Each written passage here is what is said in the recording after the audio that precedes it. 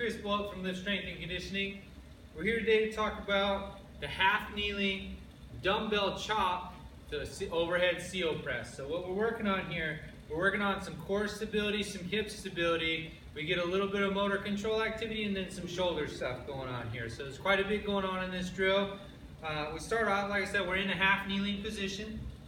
We take our position really tall, and we want to have a relatively narrow base for this. So the tendency for here is you're gonna feel like you want to separate your feet out to create this wide base and a really stable platform. We want to bring that together this way just a little bit. We're still at the 90 degree at the knee right here with the vertical shin. We want to narrow that thing up.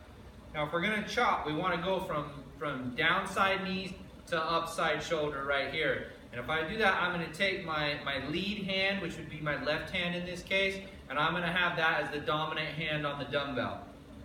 So I start off with this, dominant hand is my lefty. I'm going to overlap my right hand onto there. I'm going to start right here in front of my hip. As I do this, I'm going to get really tall. I'm going to chop that dumbbell up to my left side shoulder. And as I do that, my body's really going to want to shift from side to side. I'm going to try to avoid some of that. So I'm going to bring that up, set that dumbbell up so that it's right here at this shoulder, ready for a press.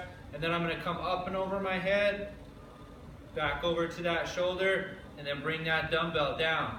So I'm coming right here. Right now the weight is primarily in this left side hand. And as I come up and over on that press, I'm going to load that weight into my right hand just a little bit.